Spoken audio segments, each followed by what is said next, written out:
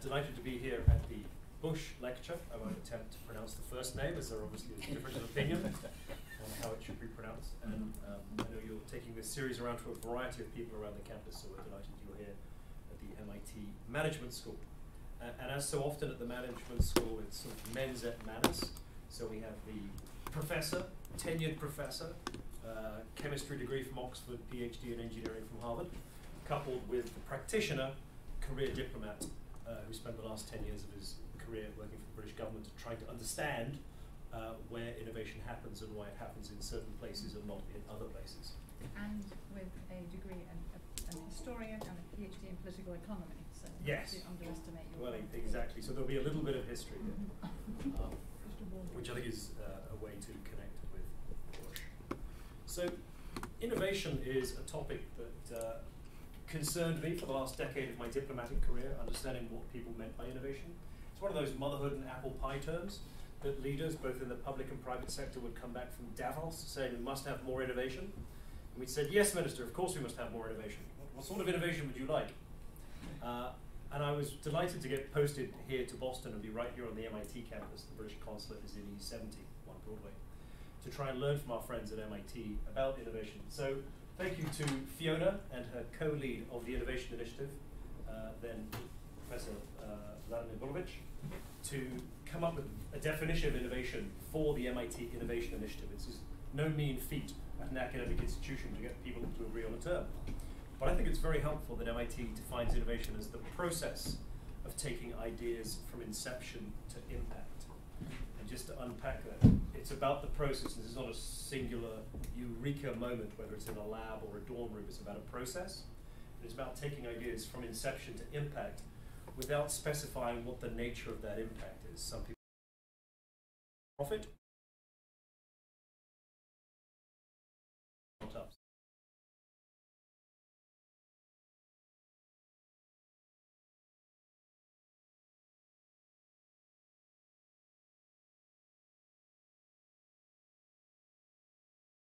And the idea is the match between a problem and a solution. Many people talk about innovation and what they've got is a solution. They've got the hammer and they're looking for the nail. Other people are seeking innovation and they have the problem. And it's really about bringing the two together that makes the difference. And the final point, this is happening in a variety of places. We often associate this kind of innovation-driven entrepreneurship with startups, but it's not only happening in startups. It is also possible in larger corporate enterprises. It's theoretically possible in government. I've served in government. It could happen. It just doesn't happen very easily. And these startups are very important. We tease apart a slight difference. A lot of people talk about small and medium-sized enterprises. Here at MIT, they define them as innovation-driven enterprises and separate those two concepts, as we'll cover. Now, one of the other great conundrums coming out of Davos and this 21st century is, despite the book being out there saying the world is flat, the world is not flat, and especially not in terms of innovation. There's a variety of ways of trying to measure innovation. Here it is just by patents, but as you can see, if we take patents as a proxy for some aspect of innovation, the world is very spiky indeed. And as I know from a diplomat, there are large parts of the rest of the world that would like to know how come we're not getting a share of this action, whether we are Latin America, all of Africa in this map, or indeed most of Asia outside of Japan and Taiwan, South Korea. So this is the great conundrum. Why on earth is innovation in the 21st century, when the world is supposed to be flat, why is it still spiky?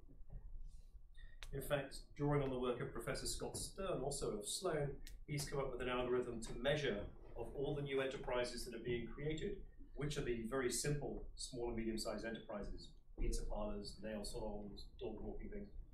Very important backbone of the economy, but which are the other ones, these innovation-driven enterprises? And in his heat map, which he's done in a variety of states in America, it shows you where it happens. So the governor of Massachusetts is very disappointed to discover that innovation is very localized around Greater Boston. He would love it to be happening in Western Massachusetts, where there are lovely people known as voters, who he'd love to be sharing in that sort of innovation. He'd love it to be happening down on Cape Cod, but stubbornly, that's not how it happens. This is true of Massachusetts, it's true of Britain, where most of the innovation seems to be cropping up in London. It's also true of Germany, where heat maps show us disproportionate amounts in Berlin compared to other cities. Now, back with the Industrial Revolution, and economic historians tell us the Industrial Revolution was underway by the middle of the 18th century, we kind of knew why things were geographically located. The Industrial Revolution started in Britain, my soggy home island. Came as a real surprise to people, not least the British, but there turned out to be a number of geographical reasons, with textiles close to fast-running water, with populations that could move in and run the factories. So back in the first wave of the Industrial Revolution, it made some sort of sense that things would be geographically agglomerated. And this led to the rise of new industrial cities like Manchester in England.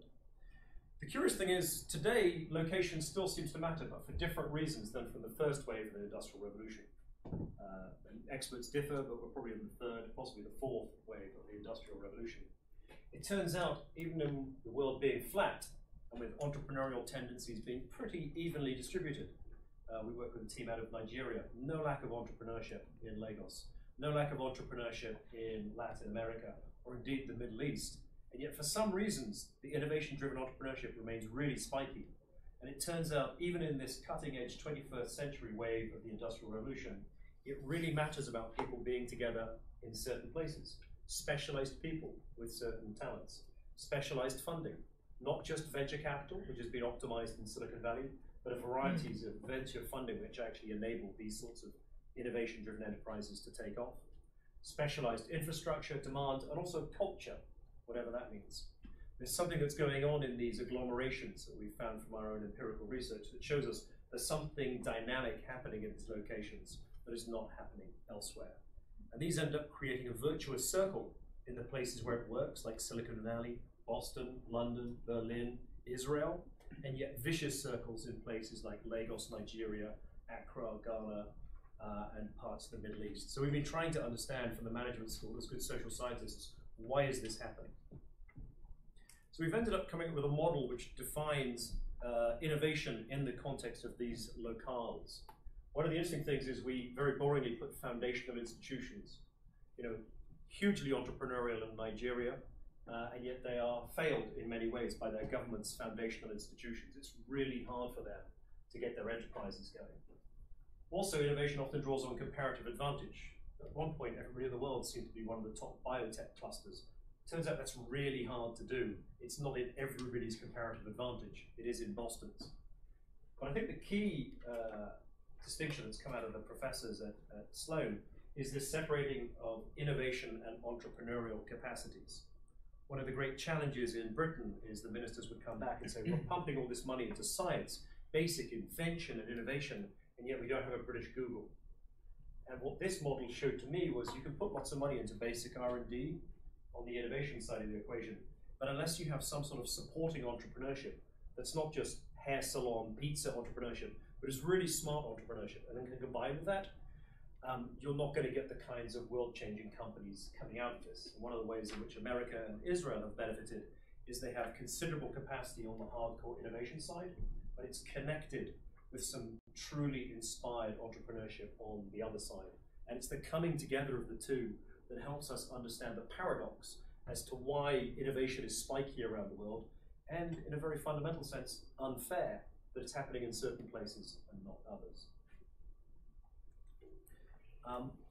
The other key element I want to share with you is the stakeholder approach. Around the Second World War and into the early, or the late 20th century, people talked about the government-industry collaboration, the old military-industrial complex of Eisenhower's terms. This seemed to be fundamental to understanding how things were happening in terms of innovation. In the later 20th century, they added universities, which we, of course, at MIT are delighted that universities have a role in all this, and they called it the triple helix. And in many ways, that still remains the default, particularly of government officials. When you want to understand what's going on, you just look at government, universities, and corporations, and you can explain what's happening. We actually think there's something missing, so we've harnessed another line that's actually talking about entrepreneurship, the rise of startup entrepreneurs who are making things happen in some ways independent of the triple helix of universities, government, and large corporations, which are all very large, quite bureaucratic organizations. And we've actually turned this into a 5-stakeholder model, which we see repeated when we study these innovation ecosystems around the world, and now shapes the way we counsel regions around the world. So here's our very simple heuristic, 5 key stakeholders. The entrepreneur is really important. It's a round table, think of King Arthur, nobody's in charge, But we do put the entrepreneurs at the top because they're very sensitive and they're upset if they're not at the top of the model. The entrepreneurs in some ways are like goldfish. Goldfish are the last to realize they're actually in water. And entrepreneurs are often the last to realize that they're actually in really nutrient-rich ecosystems. The entrepreneurs I meet from Nigeria, from Saudi Arabia, from Thailand, from Peru, are no less ambitious than entrepreneurs in Boston, Silicon Valley, Israel, or London. And yet they're not in this supportive, nutrient-rich ecosystem. So it's important that the entrepreneurs are part of this, but an entrepreneur by himself, like our dear friend Balaji in Nigeria, just cannot succeed without the support of the other elements. Now, university and risk capital, you obviously think of those. I was at a fireside chat today with a historian from Stanford. The history of Silicon Valley is about Stanford. You know, without Stanford, there is no Silicon Valley. Not actually true, but you know, I can see why they say that. And so most forms have these three here. And by the way, we call it risk capital, not venture capital. Venture capital is a very narrow, closed, 10-year fund, institutionalized form of risk capital.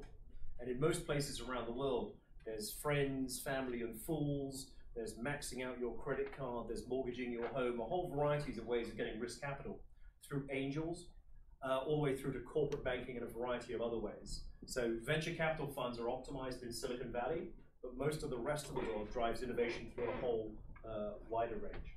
What I particularly like about the MIT model, having spent my career and today in a two-piece suit, is there's a role for the suit-wearing government and corporate types. And it turns out in the world's innovation ecosystems, they are successful because of the role that governments and corporates play.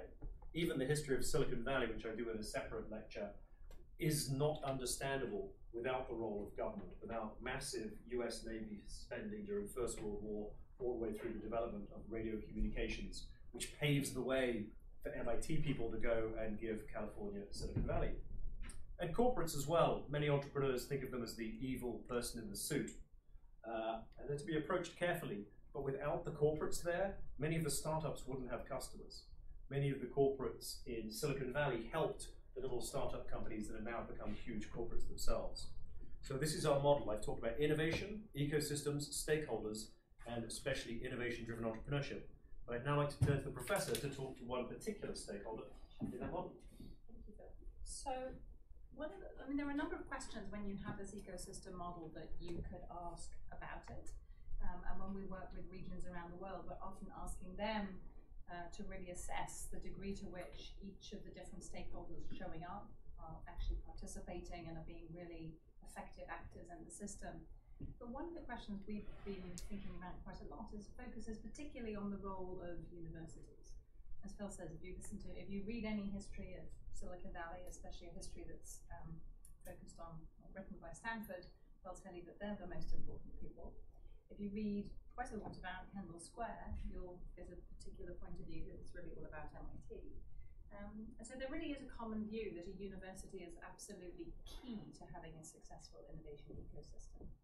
And the fact that many countries from around the world come here to say, could you build us a university just like yours, suggests that if they try to think about what is the recipe for Kendall Square, they think a university like this one is exactly what they need.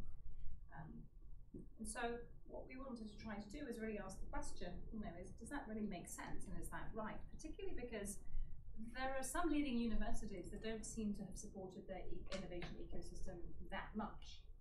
So I've got the top 10 QS rankings. I'm going to rag a little bit on Caltech, which is an extraordinary institution and a great university. But the degree to which it's really contributing to the innovation ecosystem in LA, I think is really open to question. The University of Chicago, again, an extraordinary institution, has it really made the kinds of relative contributions relative to its quality to an innovation ecosystem in Chicago, I think would be quite questionable. I've done quite a lot of work down in Rhode Island with Brown University, serving on visiting committees and what have you, and that would be another great example of a great university, but not contributing as much to its regional economy as you might want. In Europe, I've only picked on ETH or ETH Zurich because it's on the bottom of the list right there, but I could point at our own institution, Oxford, and ask, have they really been as effective in a sort of dollar for dollar, pound for pound in really making that contribution? And I think even more interesting to think about is some quite successful innovation ecosystems have really thrived despite an early lack of universities, of which I think the best example is probably Shenzhen. Right? Shenzhen is really striking in over a sort of 20 or 30 year period, going from basically a field, the fishing village, to something that looks like that, which is a very spectacular place, an enormously vibrant innovation ecosystem, but basically no university until quite recently. So there are now universities, and there are lots of people moving in, and immigration and what have you, but it really does call into question of what the role of the university is. And so in the sort of line of research, Phil and I have been thinking through this question and trying to think about not just the presence of universities, but what types of universities, and what sorts of universities can contribute effectively to the economy at different phases of economic growth, and which ones find it more difficult. And thinking about the degree to which they vary in their ability to contribute based on some path dependency and based on their history. So to think about this, we could study this in any place in the world, but we're here in Boston, and we're surrounded by universities, so why don't we look at what's going on here? And let's look at Boston and its universities. Boston is incredibly blessed with universities, right? When the governor of Massachusetts was developed, Patrick, he used to talk about the various things that Massachusetts had, and the enormous amount of highly trained human capital in the universities is a key asset for the state. And it's quite interesting if you start to look, right? Harvard, Boston University, Tufts, MIT, the founding dates of these, Harvard from 1636, BU 1839, Tufts, and then MIT, and a great sort of rush of universities being established. And so we wanted just to pass out a little bit who's contributing what, and what are some of the forces sort of taking place in these different groups of universities to really help us understand that. It's especially useful to have a real trained historian on the team to help do this, so that this is based on more than just sort of casual empiricism, but actually trying to dig in a little bit more into the history and trying to think about these universities as really kind of falling into two basic categories, into the theological and the technological. Yes. So taking Greater Boston as our petri dish for examining this, but also we've tried this in other places where people are saying, why is such and such a university not contributing? Why is MIT contributing here in a way that our university back home isn't? We've come up with a very simple distinction applying to the Boston area. First of all, some theology-focused ones, most famous of which was Harvard, founded by those English Puritans in 1636. For workforce reasons, they wanted to train ministers for their Puritan separatist church. That's one of the reasons their logo is Veritas, they're interested in truth. This was also picked up in the 19th century by Boston University, which was founded for Methodist reasons, and Boston College, famously for Catholic ones. The challenge was that in the early stage of the 19th century, when the Industrial Revolution, which had started in Britain, finally came from England to America, it came to New England. Businessmen were doing really well. The merchants were trading with the industrializing Britain, and they wanted obviously to have similar benefit here. So Lawrence, who, like his friend Lowell, modestly set up a mill town north of here and named it after himself, decided to donate a rather large sum of money in those days, $50,000, to secure university support for industrialization and innovation. But his options were limited because in the 1840s, America looked like this. So not only was there no Stanford, that was still part of Mexico, and even Seattle was sort of contested between Britain and America, so no universities there. So if you were going to industrialize in America, this is pretty much the space you had to look in the 1840s. We started to think through, where should we go? At that time, money was being made available, and a Pennsylvania scientist down at the University of Virginia, what would become the Confederacy, slaveholding South, William Barton Rogers, said, yes, we do need an institute of technology in America. We don't think it's going to be down in Virginia, in the slaveholding South. So he listened to the advice of his brother, who was in Boston, and said, all right, we'll skip Pennsylvania, and we'll set up an institute of technology up in Boston, hence MIT. So MIT was finally chartered in 1861. Government plays a role. They actually had to get this passed through the Massachusetts Assembly. This was opposed by another university, which had been founded by English Puritans, called Harvard, which lobbied against the founding of the Massachusetts Institute of Technology in 1861, not least because MIT people were proposing a new theory that had come out in 1859, dangerous theory called evolution, which the scientists at Harvard knew was false. And so Harvard did its level best to persuade the Massachusetts Assembly not to pass it. Of course they did, and other institutions followed shortly afterwards. The Mass Agricultural College, which became UMass, WPI out in Worcester, often overlooked, but is still part of this very traditional approach to setting up industrially interested institutions. And so this is MIT. This is what it looked like in the 1880s. This is what it looked like when the robber baron governor of California, known as Stanford, came to visit Boston. He was told by the president of Harvard, an MIT professor, to go and visit this new Boston Tech. This is in Back Bay, in the shopping district of Newbury Street. And Stanford basically took the best of Harvard and the best of MIT and set up something on the West Coast, which had recently been liberated from the Mexican Empire. And they decided they needed universities out there in the new territories. But Boston didn't stay there. It decided it needed to move across the river to its current location in Cambridge in 1916 to be much closer to industry and to be able to create its own space, not in such a residential and consumer area, right here in the Kendall Square area, named after the Kendall Boiler Company.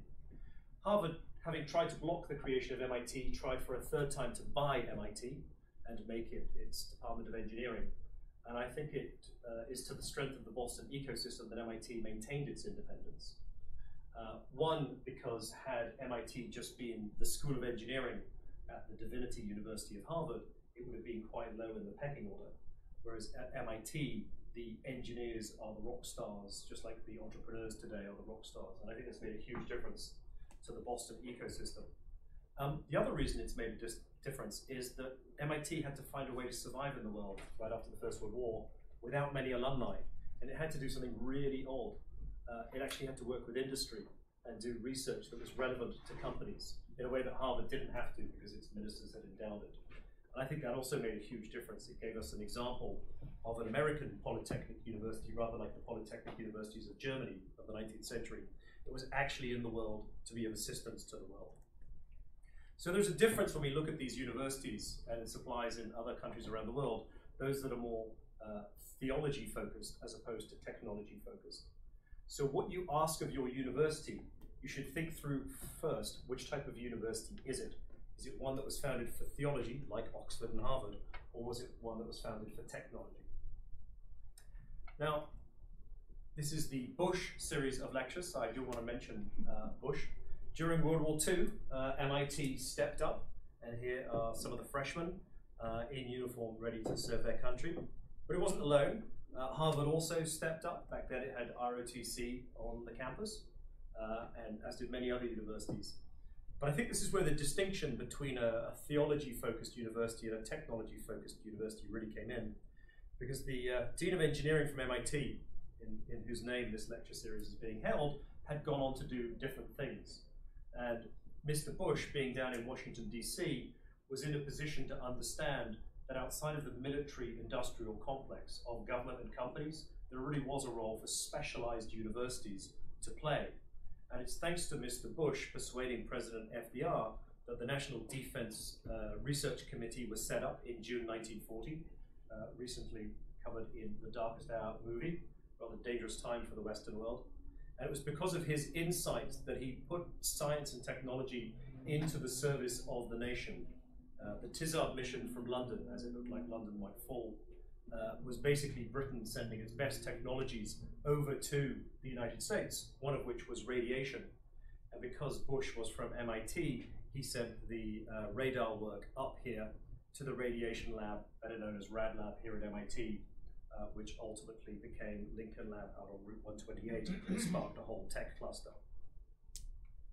And here's pictures of the footing that MIT went onto in a way that virtually no other university in the United States could do, because no other university was as focused on technology and as focused on real-world, solving real-world problems.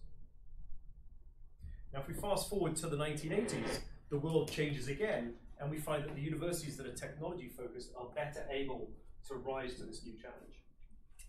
So, as Phil says, if we fast forward, because really what we're just trying to do is, rather than give you the kind of endless history of these, is to take the particular moments in time where universities are asked to engage in their economy in new and different ways, to really ask who finds this more or less challenging. I think the next period that's quite interesting to look at is really the 1980s, and the 1980 Buy Dole Act in particular. It would be hard for me to imagine that those of you in the technology and policy program have got away with not learning about the Buy Dole Act. An extremely important piece of legislation that basically puts intellectual property rights into the hands of universities rather than being in the hands of government. I think a lot of people think it sort of meant that suddenly there was IP rights over something that was previously part of the commons. It's not quite right. I mean, basically, intellectual property or ideas generated from federally funded research basically belonged to the government. But if you wanted to file patents and do something with them, there was all sorts of machinations that were required. It was basically a view that universities weren't contributing to the economy. And this was at a time when research funding had gone up and up from the federal government, really since Bush and in the post-war period, with the whole endless frontier sort of idea. And suddenly people were saying, but are we getting any value for money? So there was this real shift. And one of the responses was Buy Dole. There were a whole variety of responses, but in some ways this very, very big debate ended up being focused onto the ownership of intellectual property.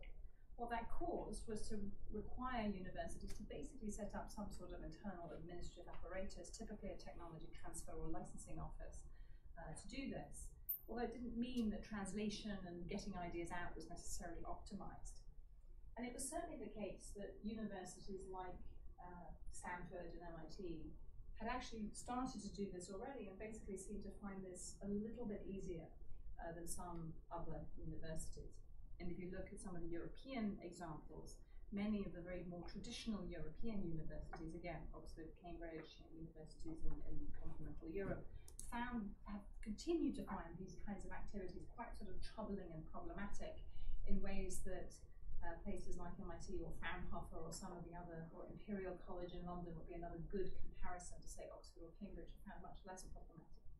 Now, it didn't mean that everybody found this, or any of us, particularly straightforward. And in fact, what this did is sort of then intersect with a whole series of debates on campus that have been quite widely looked at and understood, and which I've thought about in my work around how conflict of interest policies should be constructed, how equity splits happen, what it really means to have industry interactions and the sort of consulting relationships. And it sparked a whole debate about what the real role of faculty should be. And one of those debates ends up getting also sort of structured around what does it mean to get tenure, right? What are the things that you have to do? Should we just look at your publications, or should we look at your contribution to impact? Should we like the fact that you started a company, or should we actually think that's a terrible thing? Should we like the fact that you work very, very closely with industry, or should we actually think that that means that you've gone to the dark side? And I think it would be fair to say, without over-caricaturing, that while MIT was sort of fairly in favour of those kinds of things and has traditionally given its faculty a day a week in consulting, that this engendered much, much more debate on the campus at Harvard, and that was still a very live debate though I was there doing my PhD. And there was a very different point of view, that the idea of an ivory tower was actually, whereas today I think sometimes that expression is used in a rather derogatory way, that in fact that was something that was to be protected, the idea of academic freedom not influenced by industry funding. And I think this comes into most sharp relief when you look at a company like Biogen that was created in 1980, and it was jointly founded by Phil Sharp from MIT and Wally Gilbert from Harvard. MIT's reaction was, thank you very much, we're really happy you've done that. Harvard's reaction was to basically tell Professor Gilbert that he should really leave, and that he couldn't actually do both. And so he actually did leave.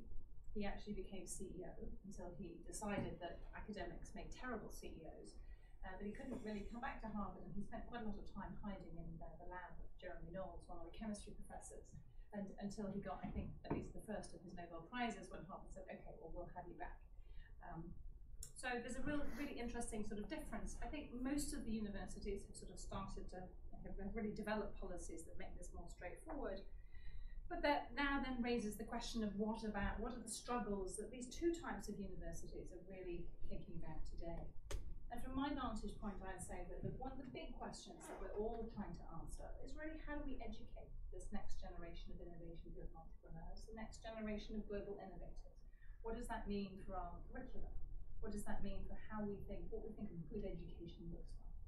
And I'd actually argue it probably is less grounded in how we should construct the research enterprise, which in some ways was sort of structured in the post-1980 period, and more about how we think about constructing the educational activities that really happen on campus.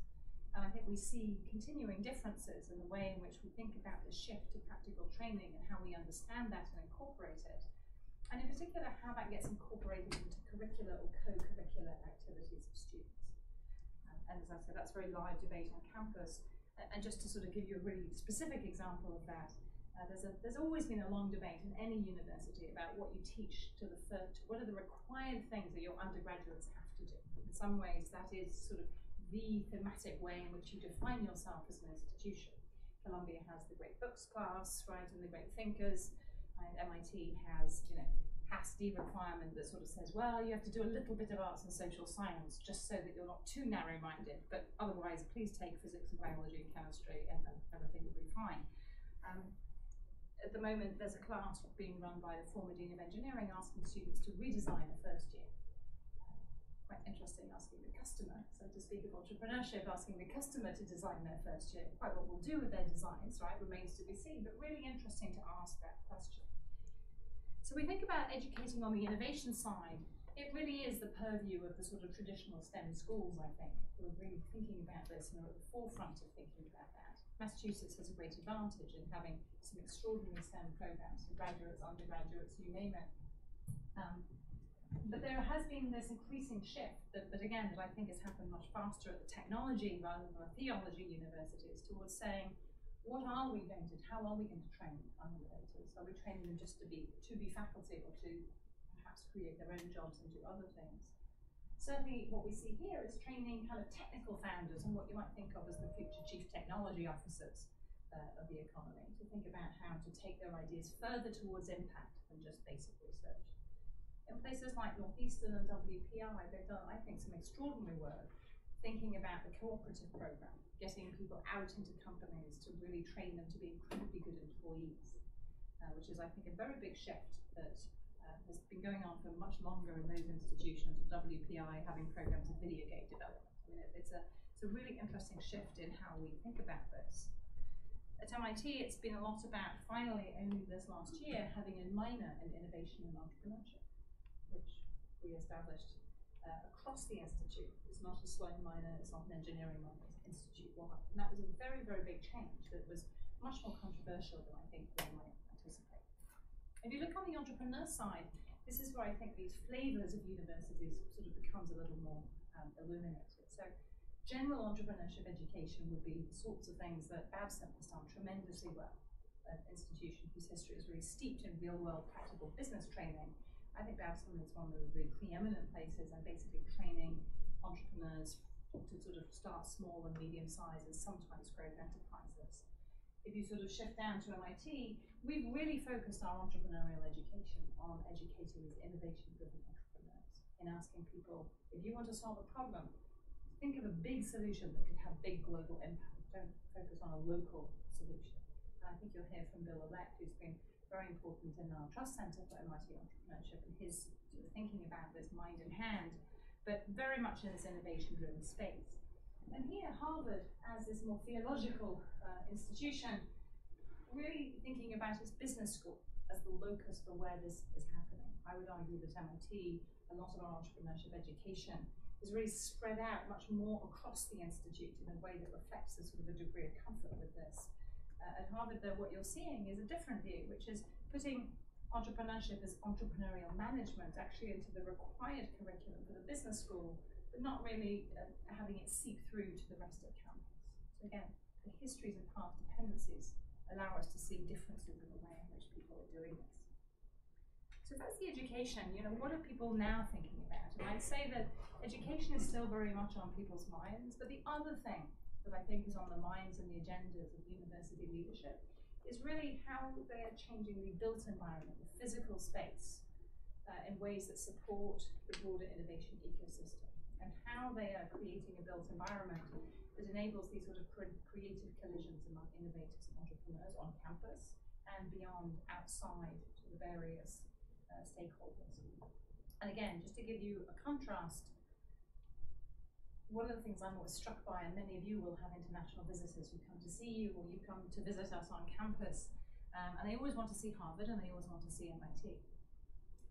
Harvard is a very, very beautiful campus, and so you take people there, and they're incredibly impressed, and it's extraordinarily beautiful. Right? You walk through Harvard Yard, you see the river, you can see the library, you can walk over to Harvard Business School, but you can't actually go in anywhere.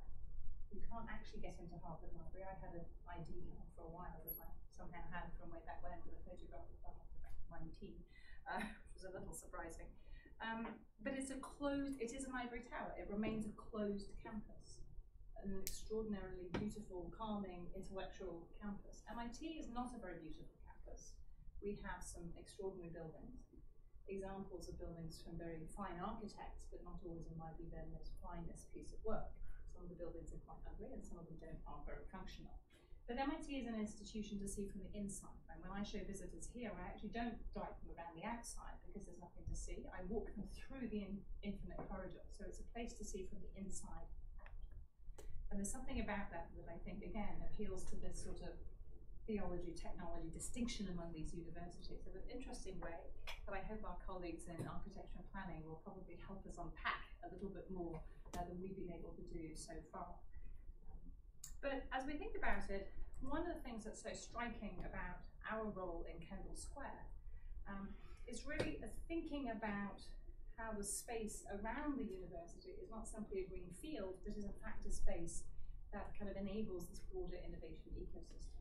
So really since the 1970s, MIT's thought a lot about land management, so creating capacity and flexibility. It's a campus that's bounded on one side by the river and by a rather busy bit of Cambridge, and so thinking about how to manage that, but also being engaged in this innovation placemaking, creating this ecosystem, and in doing it in a way that actually engenders effective finances and builds up our endowment. So we actually then have returns to the Institute because we've effectively taken our endowment and diversified into property, like most endowments, but rather than property halfway across the globe, it's property right out of our back door. And that, I think, has been a really important set of ideas that people have sort of used to help think about the university's role in very, very local ecosystem placemaking. Not just through ideas and people, but actually through the physical built environment. And so this image comes from Israel Ruiz, the university treasurer. It's basically showing sort of in 1973, if you kind of look down towards the river, you hardly see anything in particular. Fast forward 2005, you can see this enormous development of all the sort of industrial spaces, all the lab spaces, the wet lab spaces, and with it really both being sort of enabled by and enabling a lot of the large pharmaceutical companies to have a presence, to have companies like Microsoft and Google and Amazon and so on really having a presence here. And then in particular looking to One Broadway, thinking about a space which is a co-working space that sort of enables lots and lots of startups who couldn't otherwise stay to be able to maintain a presence. And that's a fascinating building because it's mixed use, right? So it's basically, we have MIT offices like the Innovation Initiative, you have the British Consulate having their offices there. You have Amazon, so you get out and they have their sort of extraordinary bright blue tiles. And then you have Cambridge Innovation Centre, so lots and lots of startups. So you actually see the entire ecosystem represented. And I think there's more venture capital in that building than in the rest of the world. Any square mile or square feet in the rest of the world. And I think on campus we've also thought about this. So the Trust Centre is, I think, perhaps one of the most vibrant hubs and locales for innovation and entrepreneurship kind of gathering on campus. The Legarson Centre also, I think, has that characteristic. And now the Engine is a place outside the confines of campus, but still really enabled by MIT. And we're starting to think about how we do that in the more sort of physical, tangible innovation piece, not just the entrepreneurship piece. So I think with MIT Nano coming online in June, we'll see a place that's built with a very different ethos than a traditional laboratory.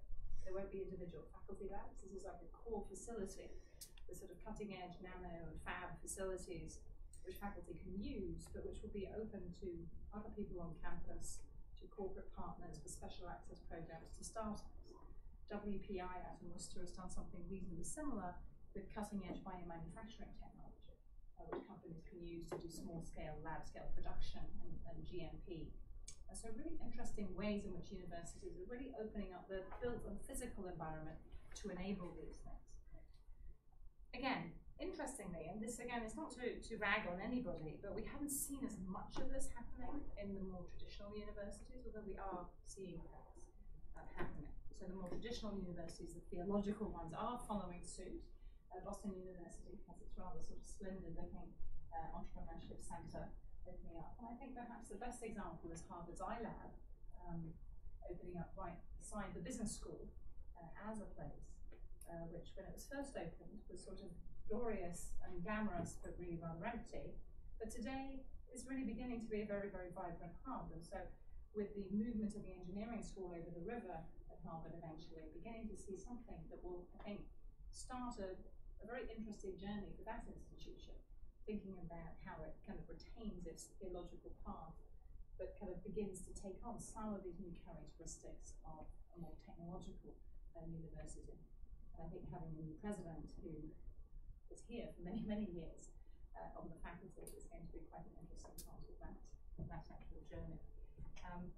I mean, the vision of the future of MIT is a really interesting one in terms of the physical environment that the Innovation Initiative is quite closely involved with. I love the architects' renditions because it's always sunny, the flowers are always out, and everyone's always extremely well dressed and it's not raining. But the vision, and this you should think of as basically this way, it's actually looking that way to the Marriott. So this is going to be the new graduate dorm, which probably will not be built in time for you to enjoy. But next door to it, right here in the old MIT Press building, is the new innovation space, with admissions on the first floor, and then the rest of the innovation activities, the Legatum Center, the Innovation Initiative, the Deshpande Center, all kind of co-located, but in a space that will be very much open and at the gateway of MIT, right by the T. So I think it's a quite interesting vision.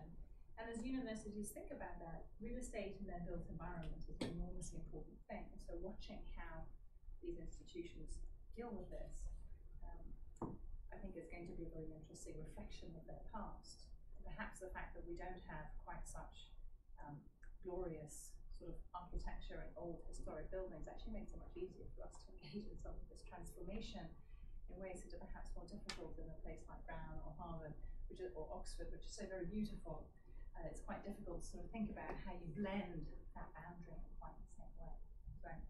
So we very much, as I say in this talk, just wanted to share with you some of our thinking, both the more general thinking about innovation ecosystems, the role of stakeholders, but then dig into something we've been thinking a lot about to help understand the role of the university.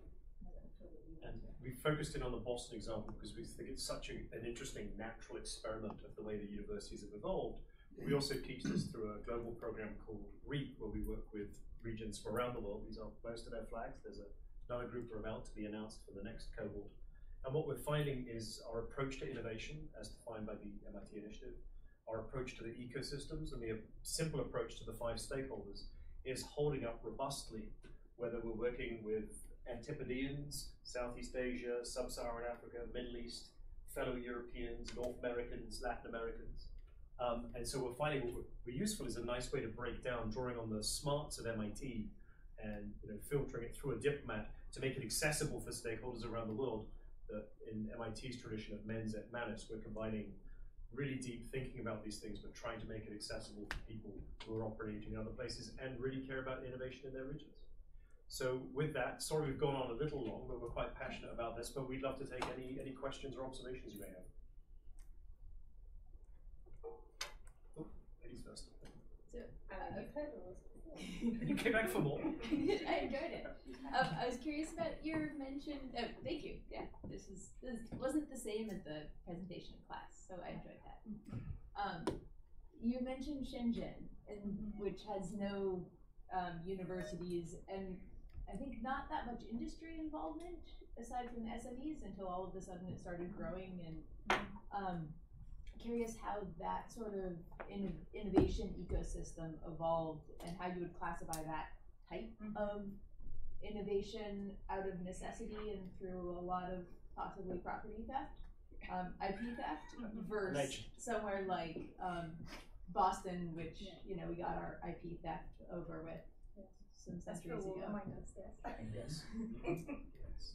No, America also went into intellectual property theft to get the Industrial Revolution out of Britain to America, and China's done the same. Shenzhen is interesting because it was a fishing village in the 1980s, and it's hard to replicate, but is of interest to other parts of the world outside of the more developed. Because basically, the Beijing government said the area right across the border from Hong Kong was going to be an entrepreneurial hub, and it made it a free trade zone when Mao was opening China. So even though most of Guangdong province is Cantonese, there's a lot of Mandarin speakers right in Shenzhen. And it's really interesting when we teach this with Chinese classes. Shanghai has tried to be really innovative. Shenzhen has been very entrepreneurial. And so there, in the 5 stakeholder model, it was the entrepreneurs who led that. Now, all of the big universities are setting up campuses down there. A lot of economic activity has leached from Hong Kong over the border into Shenzhen, which is probably what the Communist Party wanted to do. So it's hard to replicate Shenzhen's example, like it's hard to replicate Israel, but it's really important as we think about different models. So the approach holds up, but this was very entrepreneurial-led, and now others are coming in, the large corporations, the universities, to be a part of that. And I think what's quite striking is that there are no real homegrown universities there, but you've seen 2 trends, right? So one is a trend that we also see here, which is immigrants, in this case from other parts of China. I mean, one of the most striking things, at least when we went on our visit, was the fact that everyone was speaking Mandarin. But there you are in the south, and so I asked our colleague Yashan, why is everyone speaking Mandarin? Where do they all come from? And everybody, there's many, many people who are immigrants from the north, and that's, I think, an important piece. Sort of basically borrowing the innovation capacity and the human capital and kind of moving it down there, as well as some necessity immigration and probably some required immigration of various kinds. But now seeing universities moving to these locations and having outposts, especially at the major universities in both the major universities in Beijing and the major universities in Hong Kong. So I think it's Hong Kong University setting up a big sort of collaborative set of activities with the hospitals, with the medical school. So rather than start from scratch, sort of having outposts and really thinking about that. But it is a very, very interesting one. In fact, the Pearl River Delta, which is Hong Kong and Shenzhen all the way through Guangzhou, is a really interesting new Bay Area that's going to be worth studying. And it's one of the reasons that Fiona opened an MIT Innovation Initiative node there, so that MIT has a window on this really interesting part of the world. Our friend from Poland. Yeah, I want to just ask a very provocative question. When university will be obsolete? I give this question because this professor in China, Michel claimed that the quantum computer will be faster within 3 to 5 years from the faster supercomputer. After that, this will be just singularity, will be even we will be ahead of this kind of stuff. People have often predicted the demise of the university. Its first 500 years were a bit rocky. The second 500 years were fairly good. But I think in the last 300 years, universities, particularly in the developed world, have found a role where they're actually providing a function. The universities were important in Britain, which gave the world its first wave of the Industrial Revolution. They were hugely important in Germany. The Polytechnic Institutes, the Technische Universitäten, were really important in the 19th century. So, the singularity may wipe out a whole series of things, but universities have been pretty robust into their second millennium. I don't know what you think, Professor. Well, so I think that the whole online piece is extraordinarily interesting. The fact that we can have millions of people take all sorts of classes. I think what we know is true. So in the same way that everybody said with computing and internet, the world would be flat, everything would be distributed, and everybody would work from home. And it turns out none of that's true. We all go to Starbucks if we're having a day off. People like to be, there's a real power to co-location. And I think there's a tremendous power to co-location in education, and especially in some of the more hands-on, intangible, project-based, team-based activities. So I think that the shift that is starting is that the university, by choosing we can provide, and many people can provide content to lots of people all over the world, which is surely an incredibly good thing to do. But the co-located residential experience, I think, will continue to happen. Now, it may be shorter, it may happen in different bursts, it may be sort of periodic, but I don't think there's a substitute for actually at the moment, for human beings to kind of be together. and to have those sorts of experiences. And that's different than saying we need this certification and what have you. I think it really is something about the human interaction and the human condition really being creative. And so that's the direction. And it's making us have to teach differently, right? Because we can video this, you don't need to be here, but we have to do projects and other kinds of things together. Very good. Yes, sir. I had a question I'm going to try to articulate in a sensible manner. So you mentioned that part one is when you define an innovation-driven enterprise, right? As you did in the beginning, a very common example or a clear example would be like something like high tech or something that comes out of places like MIT. And you were talking about how you don't see too many innovation-driven enterprises in places like Nigeria or less developed countries. How would a sort of innovation that happens there, right, that may not scale on a large scale or may not be related to high technology, but maybe related to local sanitation solutions or something like this, how does that type of innovation, which is not a mom and pop shop, play into the role of, play into this definition? And then almost also related, and talk a little bit about how even though the foundational institutions in these places may not be as strong to encourage innovation generally, that almost encourages a different type of innovation in these types of things, and what kind of role that has to play. It's a little open, but. Sure, no, it's a good question, and part of it is in terms of the mindset, and part of it is formal economy and informal economy. So working with our team out of Lima, Peru, they're hugely entrepreneurial. Sadly, two of their main entrepreneurial activities are outside of the formal economy and illegal. Drug trade and counterfeiting dollars. They are world class. Congratulations, MIT does not condone that behavior.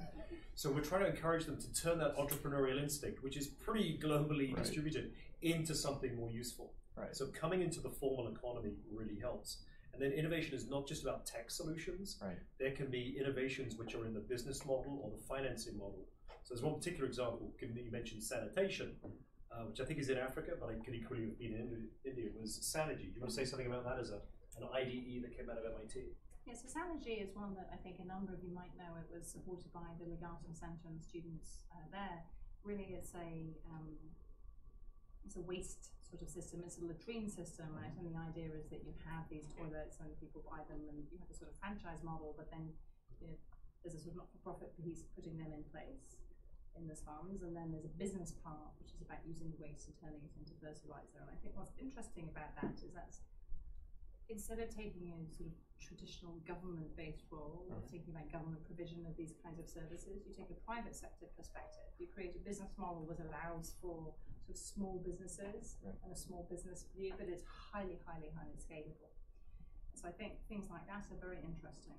The other example that we heard about in class yesterday, on Tuesday, is this company Andela, who basically go and do lots of sort of software and coding training in Nigeria, in Lagos, and have trained up a very large number of people and then made them available as a sort of outsourcing model, so that there can be lots of outsourcing done into Lagos. And by doing that, they're actually substituting for the role of the university, because oddly, in my view, some of the universities in these places are basically very, very traditional. They look like some of our universities might have looked in the 1950s, and are not doing those jobs and training in that way. And so the private sector actually is coming in and making the university has got left behind. And so these people are then starting companies themselves in the economy. So I think we're seeing some really interesting new ways in which entrepreneurship is happening, that's scalable without it having to be absolutely at the cutting edge of new science. Right. The other thing I just say is I think it's Bill Beaumont, who's the very interesting writer about the sort of legal and illegal entrepreneurship. If you think about, say, organized crime, it's a highly entrepreneurial activity that requires extraordinary organizational skills. Right. I mean, and so if you have a set of institutions that sort of create the returns to that, then people will do that. But if you put those same people in a situation where you had different institutions, they would put those same entrepreneurial energies to different things. So it's he has some very interesting writing about it that's very, very fascinating. Worth reading, thinking about. So that's interesting. Then from kind of a social science perspective, how would you put metrics to try to measure this type of innovation that's happening that may not be reflected in patents, for example, or even number of universities or anything that you normally see? It's a good question. I don't I don't know. I mean, people think a lot about entrepreneurial intent, so Right. some design measures and things like that. I mean, I guess if one could really capture the degree of organised crime in an economy, you could probably learn quite a lot about it. And there have been some very interesting studies. I mean, there's a sociologist at Chicago who studied, was at Columbia, who studied the Chicago gangs and the kind of hierarchy of the wage structures, and I mean, really very interesting. Very brave research. And very brave research. Any others? You've talked a lot about sort of the importance of co-locating the sort of the 5 pillars of the innovation economy, and it seems like there's sort of a minimum threshold for number of people that are required. So does that mean that short of founding, Boston 2 out in Western Massachusetts, that you're not going to get innovation out in that area unless you reach that maximum minimum threshold of people? Yeah, well, it's interesting. Worcester, which is as far from Boston as Silicon Valley is from San Francisco, is really part of the gravitational pull of Boston. So if you're an entrepreneur in Worcester or in Providence, Rhode Island, and you're making rational decisions as an entrepreneur as to where you're most likely your startup is going to survive, it's very rational for you to go to Boston. So one of the reasons for not forgetting about the history and having a sense of a trajectory is it's hard to wish a Silicon Valley in Ohio, as much as the governor would love to have one. So you have to understand the way that industrialization has happened for the last 250 years. There are certain things you can do, given the nature of the international political economy, which improve the chances of things happening, at least in the Pioneer Valley around UMass Amherst and the 5 colleges there, that allows you to harness the kinds of things you can do. And it's not fair. Everybody would love to have a Silicon Valley. It's amazing how many global teams come to us and they want a Silicon Roundabout in London and a Silicon Glen in Scotland, and there's probably a Silicon something you want in Germany. I don't know what it is. Yeah, Berlin probably. Probably Berlin. You probably want like a Silicon Stammtisch or something. A drinking table. Skål. Skål! So yes, so it's not easy. It's like the rest of Western capitalism. It's not fair, but you need to understand with a clear mind what works and what doesn't. Because one of the sad things is when you tell African countries spend money like Ghana did on science, and they have these wonderful scientific machines that are still sitting in their boxes because the electricity is so intermittent. And realistically, Accra is not going to become a biotech hub.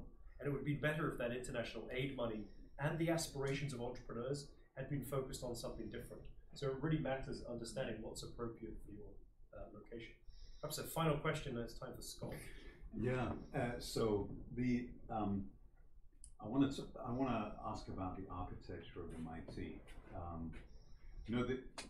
I do tours with visitors a lot, and I try to tell them very much the same thing. But one thing that I do differently is I don't use the theology versus technology. I call it monastic culture. And I actually think it's kind of important because it's about the monk isolated in his cell, pondering the nature of God on his own, and the architecture of Harvard, as you pointed out, is these places that are closed, and there's actually very little contact. It's very siloed, much more siloed than MIT. Right? Now, MIT, by contrast, is this. Traditionally, it's this mega building. Right? It's not isolated building. What is it called? What do we call it? The big quad, the gigantic quad. The There's a Killian name for Court. it. The Killian Court. There's a name for it. I can't remember. Quad? No. Anyway, it doesn't matter. It was No, all that's in Oxford. It was all. It's all connected, right? Which It's is all so connected. fascinating. That's the point. It's all connected, and but yeah, the infinite corridor and so on. That's it. So my question is really with the new architecture that you've because maybe Bob Simha. He was the head of development here for 40 years, and he was ousted in 2000 because he didn't want the starter center to be what it is now, which is precisely it did not integrate with this, right? And now we're building all these new buildings closer to Kendall Square T Station that are also not connected on this model. What's going on? As I say, so 1916, to pick up on that point, the amazing thing when MIT moved from Newbury Shopping Street to here was out of concrete, which was cool in 1916. Was it a shopping street in 1916? It was. It was. It was starting to become that. They had the Museum of Natural History right next door, but the shops were even crowding that out. Okay. So in 1916, they built this cool building and the dome is here. And the amazing thing about the building was A, it was all in concrete, but it connected all 15 engineering schools. So the chemists sat next to the biologists, sat next to the physicists. And one of the reasons for that early success of MIT in that industrial phase of innovation is you bump into each other, and still do through the infinite corridor. I think now, with startups coming out, it's not just the professor, the man, with his male students with their white coats in the labs. There's more happening in a wider ecosystem now that innovation is being done as much through spin-outs and startups. But I think there's a really interesting question. So it's interesting that I know Vannevar very well, and when he was building Nano, right, and they were thinking about it, Nano is right, it's kind of weirdly sandwiched behind and completely interconnected. In the redevelopment of the MIT Press building for the innovation piece, he argued for a very long time with both the architects and others about having connecting bridges. He wanted bridges and tunnels. And some of this is cost, and I think we may save money in the short run to our detriment in the long run, would be my sense. And so what I think is going to happen. Sorry, that was fun. And then Stata, right, is its own world. And I spent hours in Stata. We spent a very long time trying to find some Dan Jackson. Some flaw that we couldn't. We needed artificial intelligence to help us to find it. And because there's the G and the S step. Yeah, nobody told me that. No, nobody tells you, right? And so I think there's no signposting for it either, right? And so that is more of an ivory tower, or maybe it's an aluminium tower. Yeah. And I'm not sure that's helpful in some ways, because it's perhaps, and I haven't thought about this, but it's perhaps not surprising that then that department, that school, that place sort of feels like it's now its own special separate thing. Right. Perhaps less. They need a super Europe to be separate from the Europe. There are all kinds of. We're on campus, and it's really interesting experiments. Like the reason I drew Sloan over here, that's the management school where we are, is there's there feels like a distance between the core of the engineering building and Sloan. Right. So one of the things I do teaching at the management school is try and get people out of the management school ghetto, that 20%, to go and see the other 80% of MIT where neat things are happening. And then I get a lot of exercise. You do, because you have to go see the provost all the way from in Sloan. the engineering school. I'm so fit these days. Yeah, but at the very least, if you had the underground connection, you would still have to walk, right? But in this the one, connection would be, I think, actually intellectually really important. Yeah, and the interesting thing is, I was just looking out the window, sorry, it crunched, is there's a huge hole out there. And that's part of the vision of MIT they're trying to build, but they're not quite connecting it. They're not connecting it. And this is where Harvard, slow follower, may do okay, is they've worked out that actually having your engineering school and your business school together is useful. The dean of Harvard Business School, MIT professor Nitin Noria, somehow learned somewhere on the planet that it's good to have the engineers. But don't underestimate Harvard, because they have the money and are putting the two together. If you've got $500 million, you can actually force the architecture together in a way that helps. And MIT shouldn't be complacent. We're already supposed to go to 7. Sorry, thank you so much for joining us. No problem at all.